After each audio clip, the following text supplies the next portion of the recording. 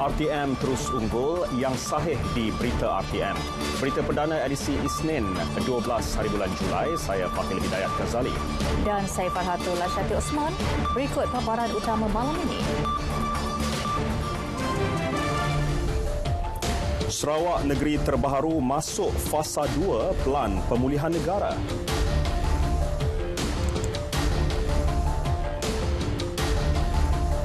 Lonjakan jangkitan COVID-19, tren global ketika ini.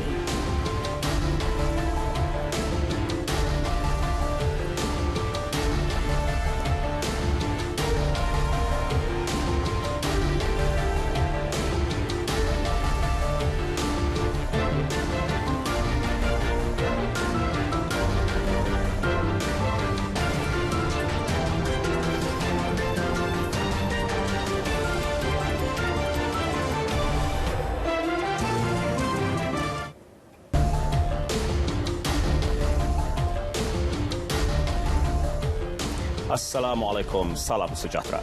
Sarawak beralih kepada fasa 2 Pelan Pemulihan Negara PPN berkuat kuasa Rabu ini menyertai 7 buah negeri lain yang sudah berada di bawah fasa berkenaan. Perkara tersebut dipersetujui menerusi sidang khas Majlis Keselamatan Negara MKN yang dipengerusikan Perdana Menteri Tan Sri Muhyiddin Yassin hari ini. Kenyataan Timbalan Perdana Menteri Datuk Seri Ismail Sabri Yaakob menyebut, selepas membuat penilaian risiko dan mengambil kira nilai ambang ketiga-tiga indikator bagi Sarawak oleh semua agensi terlibat termasuk Kementerian Kesihatan, mesyuarat bersetuju negeri itu memenuhi kriteria peralihan ke fasa 2. Dalam perkembangan sama, Jawatankuasa Pengurusan Bencana Negeri JPBN Sarawak sudah memuat naik infografik SOP Pelan Perjalanan Sarawak menuju pemulihan 4 fasa bagi memudahkan orang ramai memahami kebenaran serta larangan dari satu fasa ke fasa berikutnya yang akan dilaksanakan sepanjang tempoh keempat-empat fasa PPN di negeri itu. Selain Sarawak, beberapa negeri lain sebelum ini juga sudah beralih ke fasa 2 PPN termasuk Perlis, Pahang, Perak, Terengganu, Kelantan, Pulau Pinang dan Sabah. Sementara itu, Sarawak hari ini melaporkan pertambahan 235 kes positif menjadikan jumlah keseluruhan kes di negeri itu meningkat kepada 69,104 kes. Sementara itu, Datuk Seri Ismail Sabri memaklumkan sebanyak 17 premis meliputi kilang, premis perniagaan dan tapak pembinaan diarah tutup kerana gagal mematuhi prosedur operasi standard SOP yang ditetapkan oleh Majlis Keselamatan Negara MKN. Menurut beliau, kerajaan telah mempertingkat penguatkuasaan secara menyeluruh dari segi pemeriksaan ke atas kilang-kilang dan premis perniagaan kerana terlalu banyak pelanggaran arahan kerajaan dan SOP yang telah diwartakan. Semalam, pasukan petugas khas operasi pematuhan telah melaksanakan 78,975 pemeriksaan dan tinjauan rambang di seluruh negara. Ia termasuk pemeriksaan ke atas 2,087 buah kilang, 16,086 premis perniagaan, 625 tapak pembinaan dan 449 buah asrama penempatan pekerja.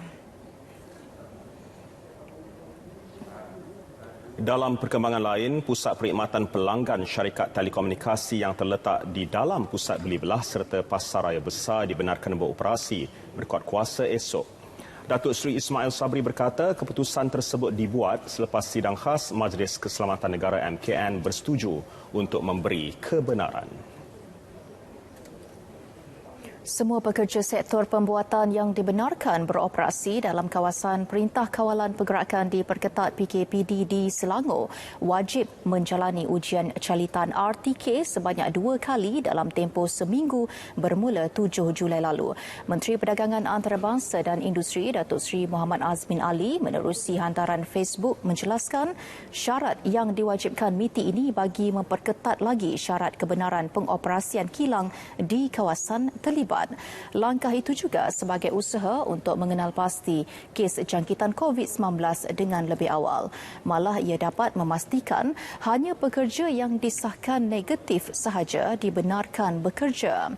Tambah beliau, pihak majikan harus bekerjasama dan bertanggungjawab menanggung kos saringan.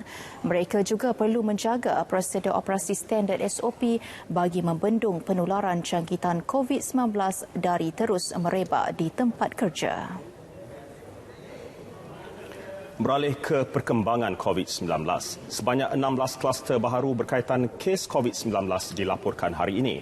Ketua Pengarah Kesihatan Tan Sri Dr. Nur Hisham Abdullah dalam kenyataannya memaklumkan separuh daripada kluster baharu berkenaan melibatkan kluster komuniti. Sementara itu, 5 lagi kluster membabitkan penularan di tempat kerja dan baki 3 kluster lagi berkaitan kumpulan berisiko tinggi. Kluster-kluster berkenaan dikesan di 11 buah negeri. Kluster terlibat ialah kluster Kampung Pulau Kundo, kluster Jalan Dusun Langgar, kluster Lorong Kubu Meras dan kluster Seksyen 14 Jalan Bayam di Kelantan.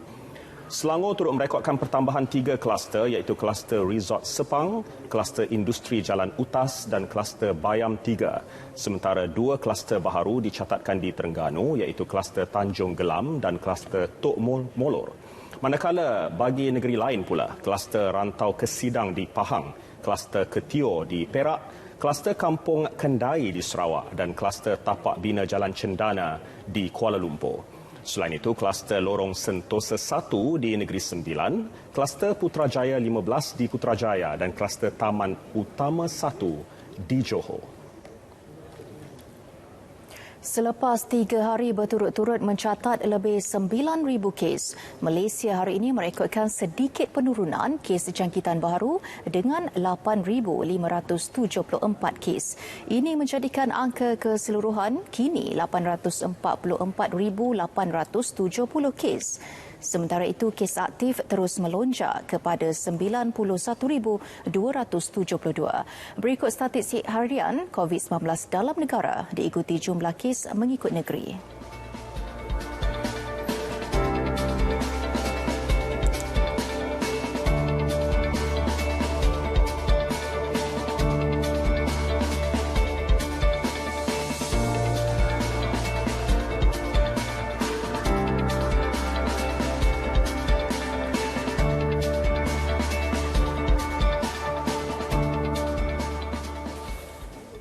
Peningkatan kes COVID-19 ialah trend global ketika ini. Menurut Ketua Teknikal Pertubuhan Kesihatan Sedunia WHO, Maria Van Kerkhove, pusingan baharu jangkitan virus itu dilihat sedang menular di seluruh dunia dengan lonjakan jangkitan di banyak negara. He speaks. We're not in a good place.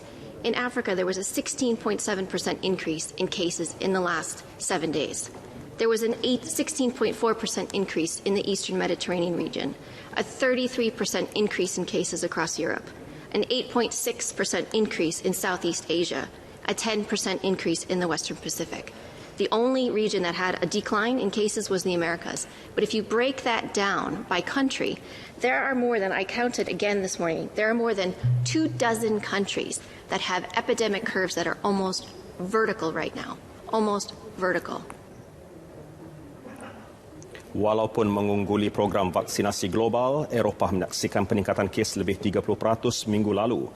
United Kingdom dengan lebih separuh penduduknya menerima vaksin lengkap melaporkan 31,772 kes baharu semalam dengan 26 korban dicatat, hari kedua berturut-turut merekodkan angka tertinggi sejak Januari. Belanda, Portugal dan Perancis yang hampir 40% rakyatnya telah lengkap vaksin juga mencatat lonjakan kes kebelakangan ini. Di Asia Tenggara turut mencatat pola peningkatan sama. Indonesia merekodkan pertambahan kes baharu kedua tertinggi di dunia semalam selepas India. Selain Malaysia yang telah mencatat 10.8% penduduk telah lengkap divaksinasi, negara-negara lain di rantau ini yang mencatat peningkatan kes merekodkan kadar vaksinasi tidak lebih 5%. Keseluruhannya, 373,545 kes jangkitan baharu direkodkan di seluruh dunia semalam. Ini menjadikan jumlah kes positif COVID-19 global kini mencecah 187.6 juta kes, manakala angka korban pula 6,502 semalam, menjadikan keseluruhan 4.04 juta orang telah menjadi mangsa pandemik berkenaan. Jumlah keseluruhan pemberian vaksin di Malaysia meningkat kepada 11,366,710 dos. Daripada jumlah itu, 3.53 juta atau 10.8% telah melengkapkan penerimaan 2 dos vaksin. Semalam, 291,217 dos suntikan vaksin COVID-19 diberikan. Kita ikuti data harian vaksinasi COVID-19 mengikut negeri, diikuti jumlah keseluruhan pemberian vaksin negeri-negeri. Keinginan dua beradik warga emas berusia lebih 1 abad untuk turut sama divaksinasi akhirnya tercapai. Munah Yunus dan adiknya Pah menerima suntikan dos pertama vaksin COVID-19 sempena program outreach suntikan vaksin di Ma'had Tahfiz Al-Quran wal Qiraat Pulai Condong, Machang. Mereka masing-masing berusia 114 dan 111 tahun yang berasal dari Kampung Rengas, Labuk. Ditemani anak mereka tiba di PPV sekitar pukul 9.30 pagi tadi. Menurut Siti Mariam Taib, ibunya Munah begitu teruja untuk mendapatkan suntikan vaksin kerana bimbang dengan penularan pandemik COVID-19 terutama bagi golongan warga emas yang lebih berisiko tinggi. Dia nak cocok. Sebab apa cucu-cucu dia balik ke? Cucu dia duduk luar semua duduk KL. Kalau balik, kalau dia tak cocok, kita takut jugalah ke? Takut virus. Munah yang memiliki 15 cucu dan 35 cicit kini hanya mampu mengesot namun tidak menghidap sebarang penyakit kronik. Sementara itu, anak kepada Pah Muhammad Ramli Ismail berkata ibunya sudah lama menunggu untuk mendapatkan suntikan vaksin tersebut. Royak kata nak mari cocok moga kakak dia pergi tu. Dia kata tak apalah, dia mani-mani tu bawa-bawa tu. Dia nak cocok orang tua kan. Kalau kita kata ajak kita cocok dengan nenek dia mari lah ikut ya. Royak ya dia pergi. Program ini diadakan selama 2 hari melibatkan jumlah penerima seramai 704 orang. Setakat ini lebih 25% penduduk di Pulai Condong sudah mendapat suntikan vaksin.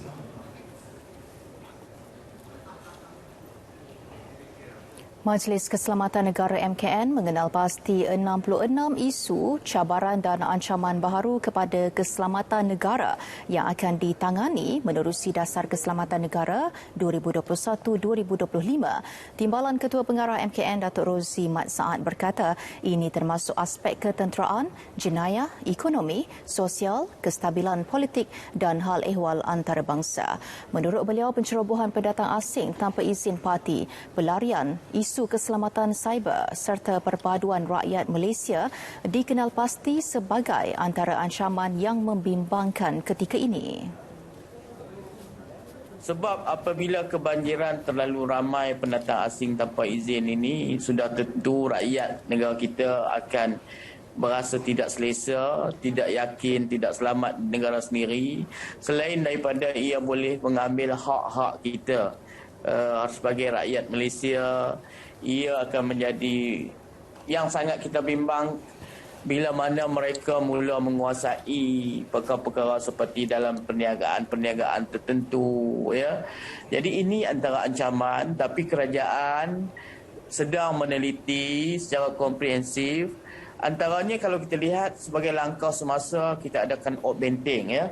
Outbanting untuk kita kawal sempadan negara, sempadan perairan kita. Ancaman-ancaman lain ialah bagaimana kita dapati kita nak menyediakan satu pemikiran, satu kesatuan hati rakyat Malaysia supaya kita bersatu dalam satu ikatan bersama mempertahankan negara.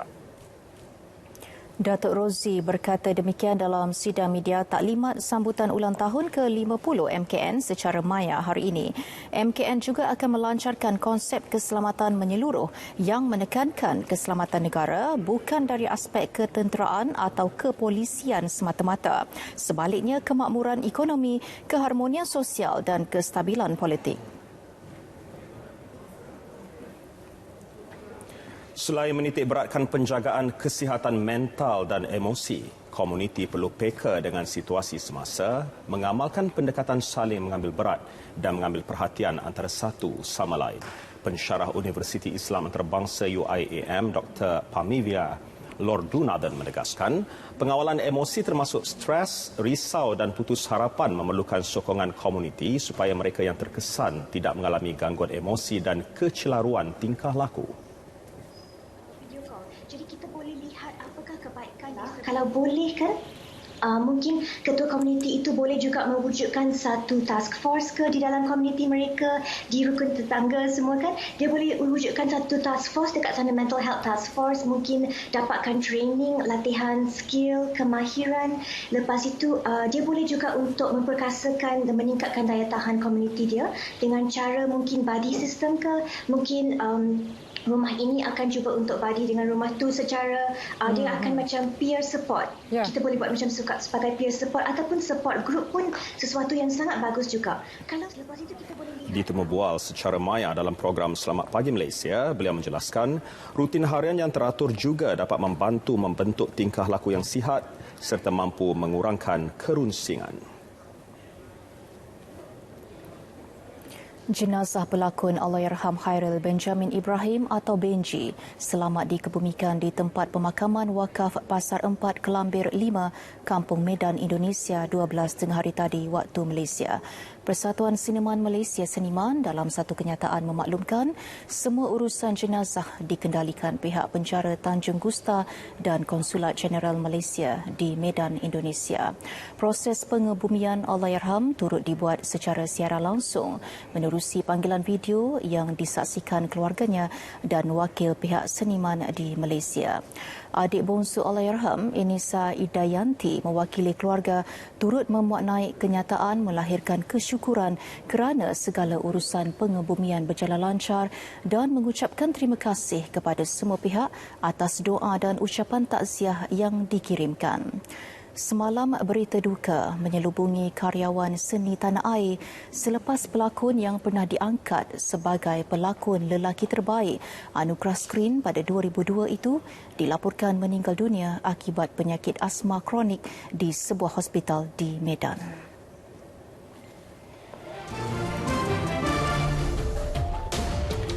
Bayaran tambahan geran khas prihatin GKP 3.0 bermula hari ini.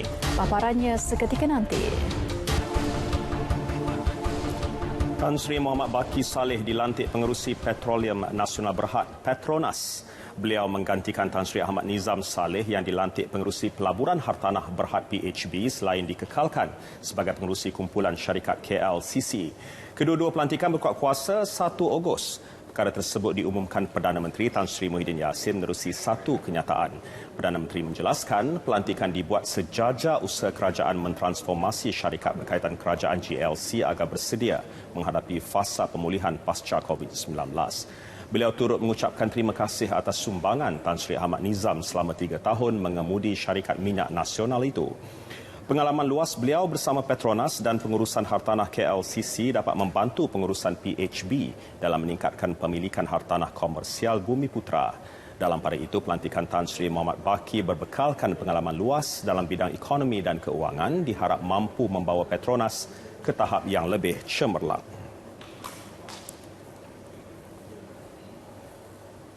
Bayaran tambahan geran khas prihatin GKP 3.0 sebanyak RM500 disalurkan bermula hari ini secara berperingkat.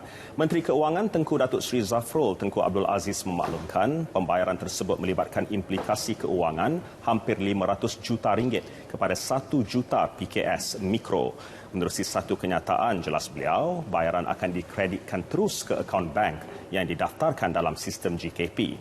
Di bawah Pemerkasa Plus, kerajaan mengumumkan kadar GKP 3.0 ditambah daripada RM1,000 kepada RM1,500. Daripada jumlah itu, RM1,000 telah dikreditkan ke dalam akaun penerima pada pertengahan bulan lalu. Seterusnya, di bawah pakej pemulih, bayaran tambahan GKP 4.0 akan disalur kepada penerima sedia dan penerima baharu pada September dan November ini masing-masing sebanyak RM500. Bagi PKS Mikro yang tidak pernah menerima GKP, tempoh pendaftaran GKP 4.0 akan dibuka mulai 15 hingga 31 Julai. Secara keseluruhan, jumlah peruntukan yang telah dan akan disalur kepada hampir 1 juta PKS Mikro di bawah GKP sejak COVID-19 melanda negara bernilai 6.08 bilion ringgit.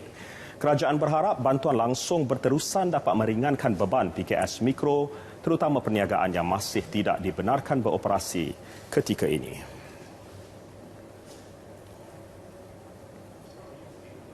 Indeks pengeluaran perindustrian IPP meningkat 26% Mei tahun ini berbanding bulan sama tahun lepas. Pertumbuhan IPP itu disokong peningkatan dalam kesemua indeks iaitu indeks pembuatan 29.8%, indeks perlombongan 20.7% dan indeks elektrik 7.9%. Melalui satu kenyataan, Ketua Perangkawan Datuk Seri Dr. Muhammad Uzair Mahyadin menyatakan sektor pembuatan meningkat 29.8% pada Mei tahun ini selepas mencatat pertumbuhan 68% pada April tahun sama. Subsektor utama yang menyumbang kepada kenaikan sektor pembuatan meliputi produk petroleum, kimia, getah dan plastik serta kelengkapan pengangkutan dan pembuatan lain. Sektor perlombongan pula melonjak 20.7% bulan Mei tahun ini berbanding tempoh sama tahun sebelumnya. Peningkatan itu disokong oleh indeks gas asli dan indeks minyak mentah dan kondensat.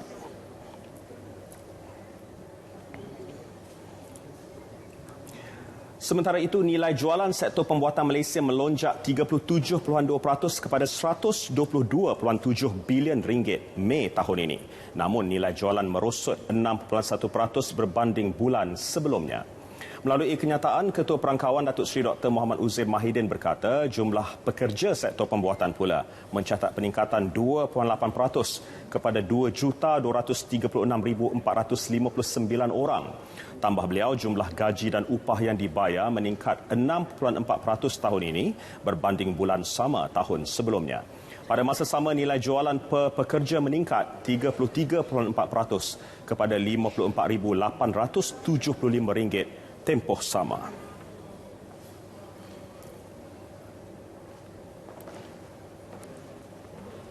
Kementerian Pengangkutan Malaysia MOT akan memberi pelanjutan 1 tahun secara automatik kepada kenderaan perkhidmatan awam yang mencapai had usia maksimum penggunaan ditetapkan. Ini termasuk kenderaan yang mendapat lanjutan pada tahun 2020. Menerusi kenyataan media, Menterinya Datuk Seri Dr. Wee Ka Siong memaklumkan langkah itu bagi membantu pemain industri pengangkutan awam khususnya pemilik taksi, bas sekolah dan bas persiaran. Pelanjutan itu juga tertakluk kepada pemeriksaan kenderaan di Pusat Pemeriksaan Kenderaan Berkomputer Puspakom. Lanjutan tersebut melibatkan semua kelas kenderaan perkhidmatan di bawah skop tanggungjawab Agensi Pengangkutan Awam Darat APAD serta Lembaga Pelesenan Kenderaan Perdagangan LPKP Sabah dan LPKP Sarawak. Keputusan berkaitan pelanjutan had usia bas pelancongan dan persiaran juga turut diselaras di bawah skop kuasa Kementerian Pelancongan, Seni dan Budaya MOTAC.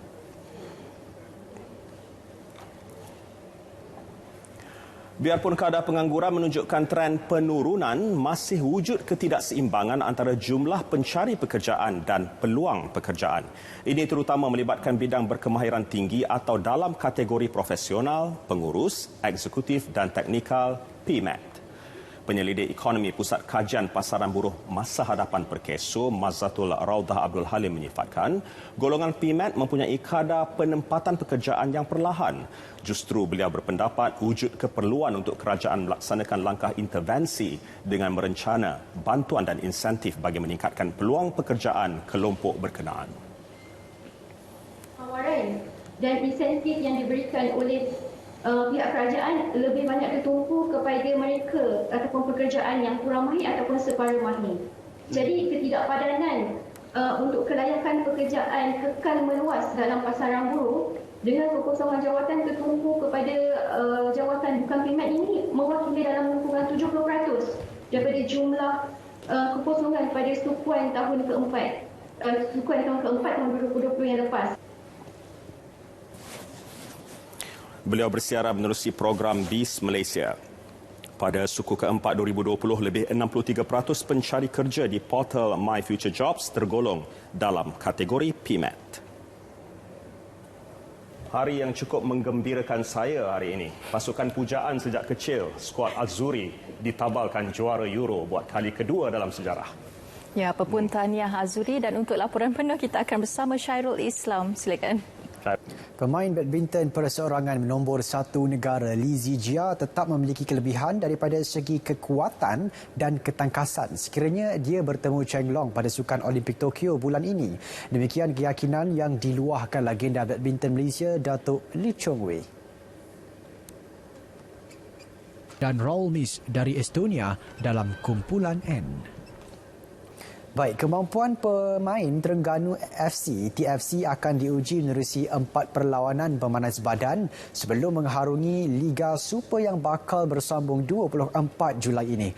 Pengurusnya Zulfadri Rozi berkata, perlawanan persahabatan pertama antara TFC dan Pulau Pinang FC telah berlangsung malam tadi yang menyaksikan mereka tewas 0-2.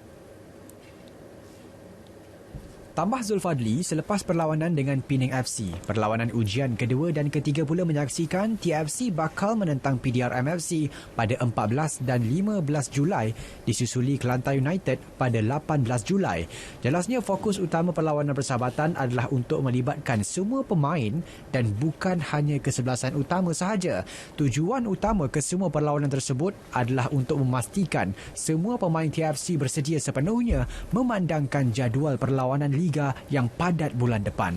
Tambah Zulfadli, skuad penyu sudah siap sepenuhnya menghadapi baki 9 perlawanan dengan pertemuan pertama melibatkan pasukan Perak pada 24 Julai di Stadium Sultan Mizan Zainal Abidin, Kuala Nerus. Sedari edisi Sukan 12 Julai melaburkan tirainya. Kekal aktif dan teruskan kesertaan anda bersama kami. Saya Syahrul Islam. Assalamualaikum. Salam hormat.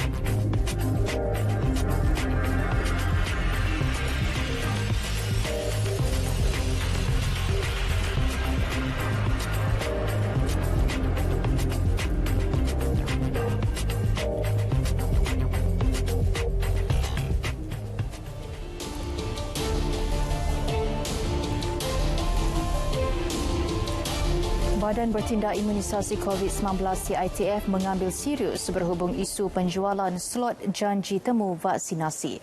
Bagi mengelak hal tersebut terus berlaku, pihak CITF akan bekerjasama dengan pihak Polis Diraja Malaysia PDRM yang kini sedang giat melakukan penyiasatan berhubung kes itu sejak bulan lalu.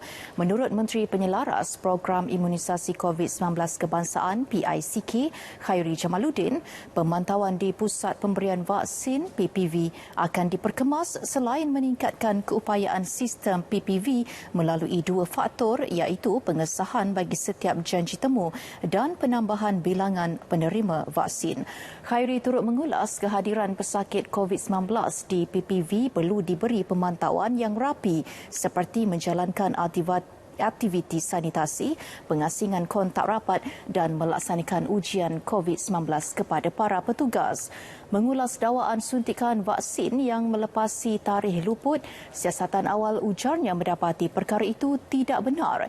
Ini kerana tarikh luput vaksin kedua yang tertera pada aplikasi MySejahtera Individu merupakan tarikh luput bagi dos pertama.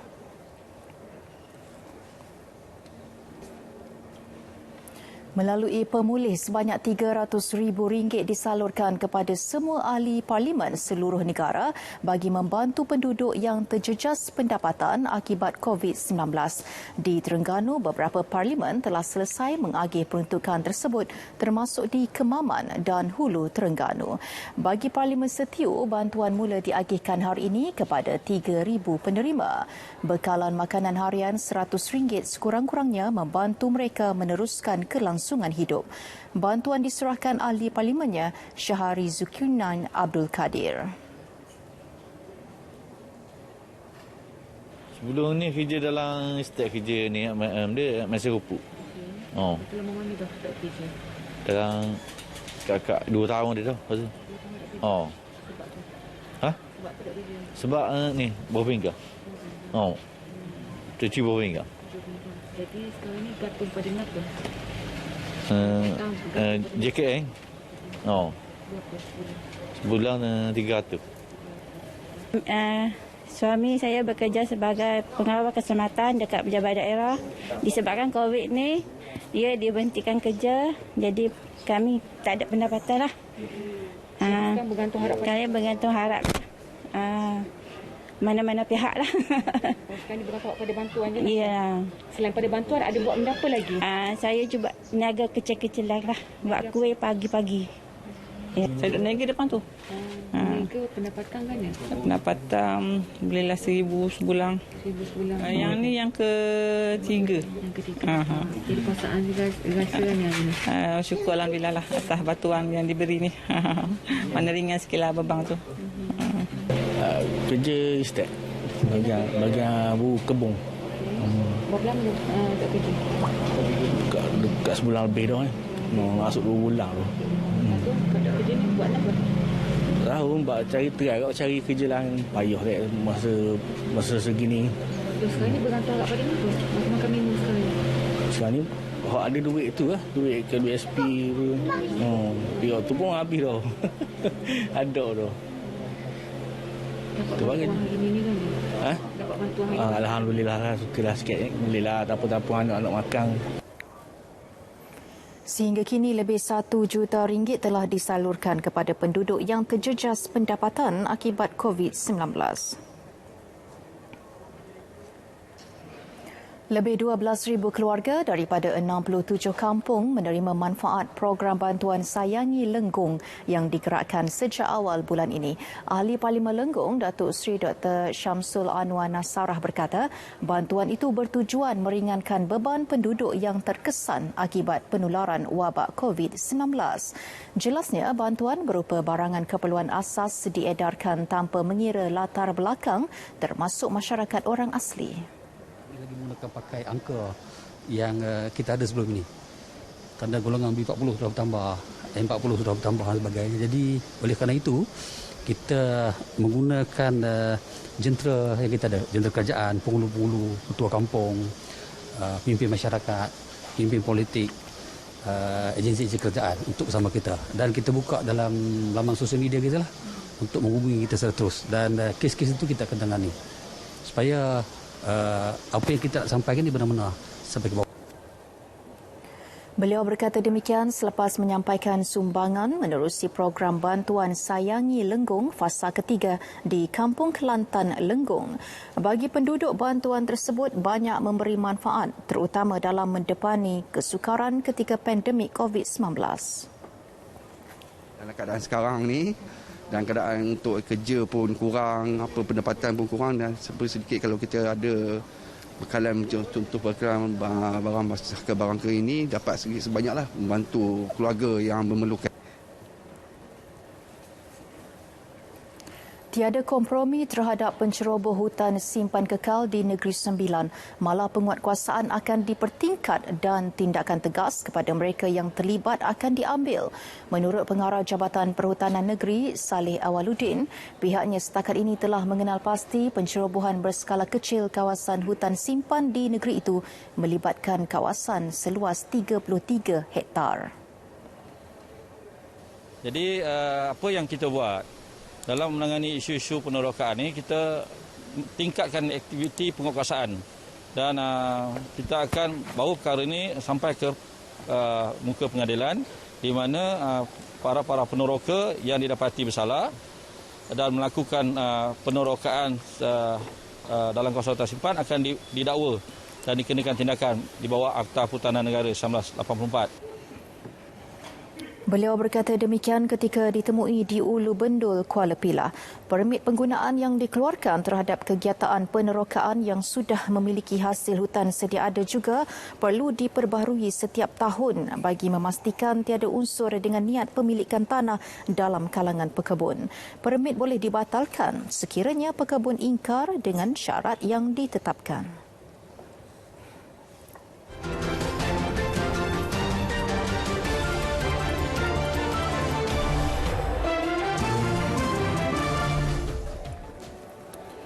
Pocong dan keranda dibiar berkeliaran di jalan raya. Itu antara usaha kreatif pihak berkuasa di Malang, Jawa Timur, Indonesia dalam memupuk kesedaran orang ramai mengenai pandemik COVID-19, terutama nasihat agar kekal di rumah. Menurut jurucakap polis Saiful Ilmi, inisiatif pocong itu mampu menakutkan orang ramai supaya terus mematuhi prosedur operasi standard SOP yang ditetapkan. Jelas beliau, hantu-hantu tersebut ialah simbolik yang menggambarkan mangsa COVID-19. Seterusnya masih di Indonesia, orang ramai yang enggan mematuhi larangan kawalan pergerakan di Semarang akan disembur air oleh pihak berkuasa. Jentera bomba digunakan dalam usaha itu. Sasaran mereka tidak kira lokasi, sama ada di kedai menjual gadget atau gerai makanan, ada sahaja pengunjung yang basah disembur air. Ketua Pegawai Ketenteraman Awam Fajar Purwoto berkata baru 3 hari sekatan dilaksanakan, puluhan individu telah menjadi mangsa hukuman semburan air. Di Bangladesh, seekor lembu kerdil menjadi perhatian ramai. Orang ramai tidak putus-putus mengunjungi sebuah ladang di Charigram bagi melihat lembu yang diberi nama Rani itu. Lembu berusia 23 bulan berkenaan mempunyai ketinggian 51 cm dan seberat 28 kg. Pemilik ladang Hassan Haulada berkata, dia sudah membuat permohonan kepada Guinness World Records untuk mengiktiraf Rani sebagai lembu terkecil di dunia. Rekod lembu terkecil di dunia ketika ini milik seekor lembu yang diberi nama Manikyam di India dengan ketinggian 61.1 cm.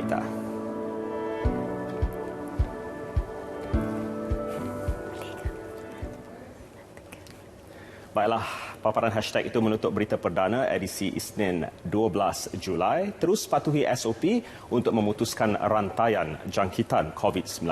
Saksikan Salam Baitullah selepas ini. Dengan itu, Assalamualaikum. Salam sejahtera.